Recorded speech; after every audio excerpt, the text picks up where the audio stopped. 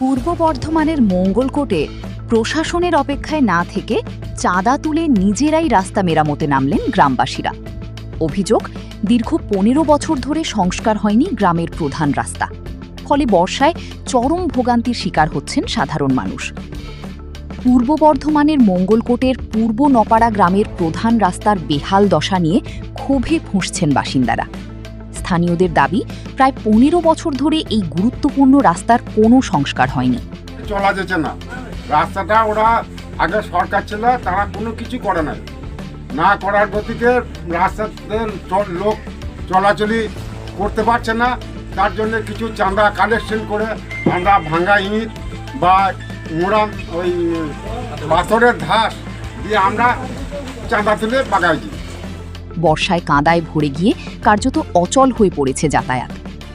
বারবার প্রশাসনের দ্বারস্থ হয়েও সমাধান না মেলায় অবশেষে গ্রামবাসীরাই চাঁদা তুলে ইট ও ধাস ফেলে রাস্তা চলাচলের উপযোগী করার কাজ শুরু করেছেন। গ্রামবাসীদের আশা, বিধায়ক শিশির ঘোষ দ্রুত স্থায়ী রাস্তা নির্মাণের উদ্যোগ নেবেন।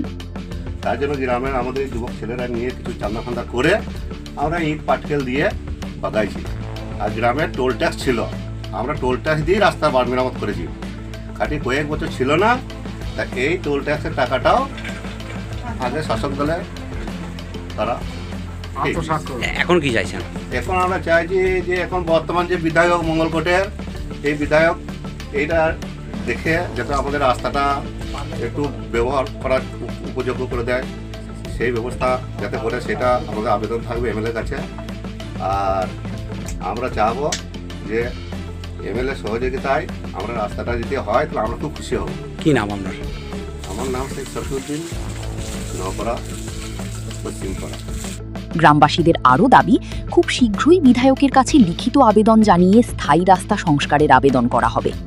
বিগত সরকারের ভূমিকা নিয়ে প্রশ্ন তুলেছেন গ্রামবাসীরা। তাদের একটাই দাবি, অস্থায়ী নয়, দ্রুত স্থায়ী রাস্তা নির্মাণের ব্যবস্থা করা হোক। বর্ষার আগে নিজেরাই চাঁদা তুলে শ্রম দিয়ে রাস্তা নির্মাণ করছেন মঙ্গলকোটের পূর্ব নপাড়া গ্রামের বাসিন্দারা।